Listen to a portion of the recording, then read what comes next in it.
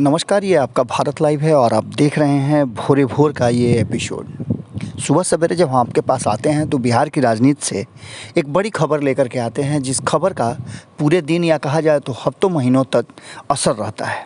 बिल्कुल उसी अंदाज में हम आज खबर लेकर के आए हैं और इस खबर में लालू प्रसाद नीतीश कुमार का टेस्ट लेने के लिए आ रहे हैं। आपको याद होगा कि 2020 के विधानसभा चुनाव से पहले मुकाबला था 15 साल बनाम 15 साल का, लेकिन उस चुनाव में क्या कुछ हुआ वो सारे परिणाम आपके सामने हैं। अब वर्तमान परिस्थिति में 2 सीटों पे उपचुनाव हो रहे हैं, लेकिन उस चुनाव से, मुख्य चुनाव से भी ज़्यादा सरगर्मी इस चुनाव में बढ़ी हुई है। और इतना ही नहीं, एक दूसरे पर आरोप प्रत्यारोप के दौर के साथ साथ जीत हार के दावे भी खूब किए जा रहे हैं। ऐसी स्थिति में एक लंबे समय के बाद आपको नज़र आएंगे लालू प्रसाद। आपको याद होगा 2015 के चुनाव में लालू प्रसाद आए थे और उन्होंने परिणाम को बिल्कुल अपने पक्ष में कर लिया था, या कहा जाए तो अपने गठबंधन के पक्ष में कर लिया था, जब बहुत ही ज़्यादा प्रभाव में थे भारतीय जनता पार्टी, नरेंद्र मोदी और अमित शाह के साथ साथ राजनाथ सिंह की जोड़ी।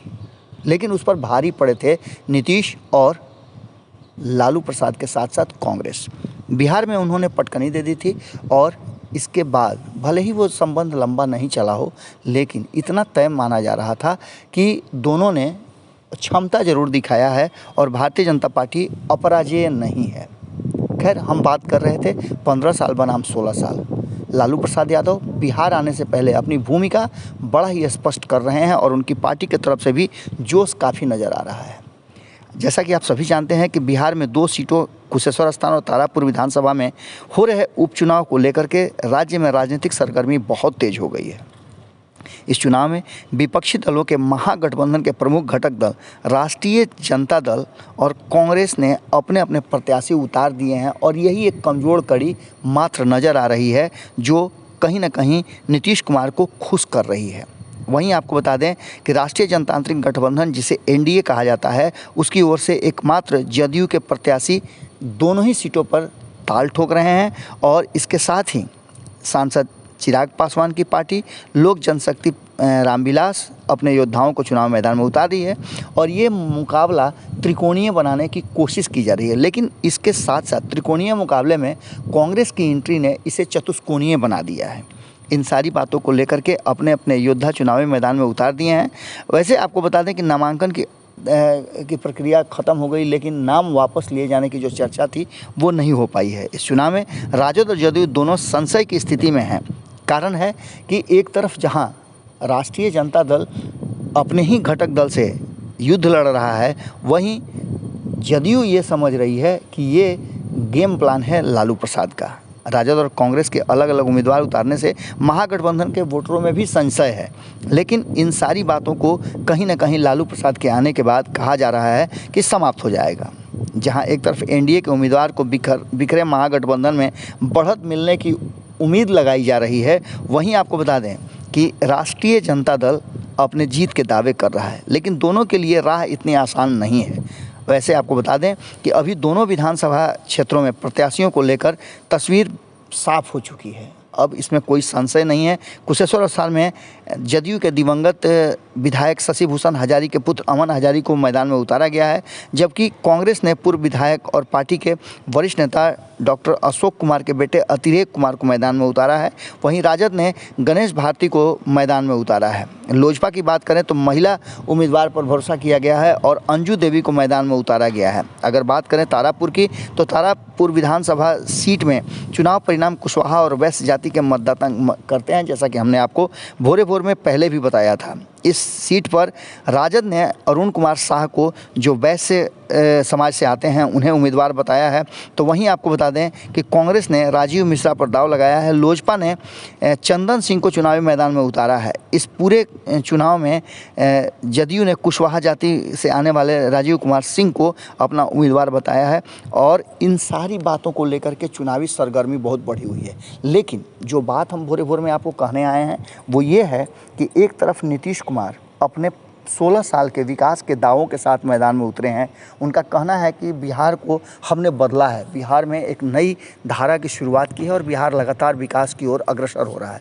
लेकिन लालू प्रसाद के पास कई ऐसे मुद्दे हैं जिसको लेकर के वो नीतीश कुमार को घेरने की तैयारी कर रहे हैं। कुछ मुद्दों का तो हमने आपको खुलासा किया था, हम एक बार फिर से आपको रिपीट करके बताते हैं कि नीतीश कुमार भारतीय जनता पार्टी और नीतीश कुमार के संबंधों को लेकर के सबसे ज़्यादा मुखर होकर बिहार की जनता को बताने वाले हैं। इस पूरे प्रक्रिया में लालू प्रसाद जिस तरह से बिहार पिछड़ता जा रहा है, नीति आयोग की रिपोर्ट हो या फिर सीएजी की रिपोर्ट, सारे रिपोर्ट में बिहार सबसे पीछे से प्रथम श्रेणी में आ रहा है, यानी कि फिसड्डी राज्य की श्रेणी में आ रहा है। इसको मुद्दा बनाने वाले हैं। वहीं अगर कहा जाए तो रोजगार और बेरोजगारी को मुद्दा बनाने के लिए लगातार तेजस्वी यादव सामने से लीड कर रहे हैं। आपने देखा होगा कि रोजगार के मुद्दे पर उन्होंने यात्रा भी निकाली थी, जिसकी चर्चा हम पहले भी आपको कर चुके हैं। वहीं अगर बात करें तो कन्हैया कुमार भी एक फैक्टर हैं, लेकिन उस फैक्टर को आरजेडी मानने के लिए तैयार नहीं है। वहीं कन्हैया कुमार भी मुखर होकर तेजस्वी यादव पर कोई हमला करने से बचते नजर आ रहे हैं। अब ऐसी स्थिति में भले ही दोनों महागठबंधन के घटक दल एक दूसरे के सामने तलवारें तान कर खड़े हों, लेकिन लालू प्रसाद के आने के बाद ये मामला थोड़ा दूसरे तरफ शिफ्ट होता नज़र आ रहा है, जहां इस बात को नीतीश कुमार भी बेहतर ढंग से समझ रहे हैं और नीतीश कुमार ने अभी तक अपने कार्यक्रम तय नहीं किए हैं। ऐसा लग रहा है कि लालू प्रसाद क्या करेंगे, लालू प्रसाद के मूव को देखने के बाद नीतीश कुमार अपने कार्यक्रम को तय करेंगे और फाइनल करेंगे। इस बीच में आपको बता दें कि लालू प्रसाद को जंगल राज और लालू राबड़ी शासन को कहा जाता है कि बिहार में सबसे बुरा शासन था। वहीं नीतीश कुमार पर हमले करने के लालू प्रसाद के पास कई मौके मिले हैं। अब जातीय जनगणना में जिस तरह से भारतीय जनता पार्टी ने नीतीश कुमार को बैरंग वापस भेज दिया है, प्रधानमंत्री नरेंद्र मोदी ने उनके उस प्रस्ताव को ठुकराते हुए बिना उनसे पूछे जिस तरह से न्यायालय में हलफनामा दाखिल कर दिया है, उससे साफ लग रहा है कि कहीं ना कहीं नीतीश कुमार और भारतीय जनता पार्टी के बीच में सामंजस्य की कमी है। भारतीय जनता पार्टी नीतीश कुमार को उस तरह से जो स्थान देना चाहिए वो नहीं दे रही। हमने खबरों में आपको बताया था कि जो पिछले स्थिति थी 27 सालों के अपने एनडीए के कैरियर में साथ रहते हुए नीतीश कुमार की इतनी बुरी स्थिति और इतना ज़्यादा असहज नहीं हुए थे जितना 2020 के चुनाव और 2017 में वापस एनडीए में जाने के बाद से उन महसूस कर रहे हैं। हालांकि नीतीश कुमार भी रास्ता तैयार कर रहे हैं। हमने आपको बताया था कि G23 का इंतज़ार कर रहे हैं नीतीश कुमार भी कि G23 का स्वरूप कैसा होगा और कितना मजबूत होगा, क्या वो टक्कर दे पाएगा भारतीय जनता पार्टी को, इसके इंतज़ार में है। और तब तक नीतीश कुमार कहीं ना कहीं लालू प्रसाद के साथ सीधी लड़ाई से बचना चाहते हैं, लेकिन ये दो उपचुनाव जो हैं वो बचने नहीं देंगे। लालू प्रसाद जहाँ एक तरफ जातीय जनगणना की बात करें तो उस पर घेरने वाले हैं, वहीं दूसरी तरफ नीतीश कुमार को बिहार को विशेष राज्य का दर्जा देने के नाम पर भी लालू प्रसाद घेरने वाले हैं। आपको हमने खबरों में बताया था कि लालू प्रसाद वो दिन भी याद करा सकते हैं जब बिहार और झारखंड का बंटवारा हो रहा था और नीतीश कुमार के नीतीश कुमार हैं वो बंटवारा करने वाले पक्ष में खड़े थे, जबकि लालू प्रसाद यादव ये कह रहे थे कि बिहार का बंटवारा किसी हाल में नहीं होना चाहिए, अगर होता है तो कहीं बिहार पूरी तरह से बैकफुट पे चला जाएगा, हाशिए पे चला जाएगा। बिहार को बांटने से पहले उन्होंने साफ तरीके पे कहा था कि वो मेरी लाश पे बटेगा, लेकिन केंद्र सरकार का फैसला था और भारतीय जनता पार्टी की सरकार थी, बिहार को बांट दिया गया। और बिहार बंटने के बाद बिहार की जो वर्तमान स्थिति है उससे आप इनकार नहीं कर सकते हैं।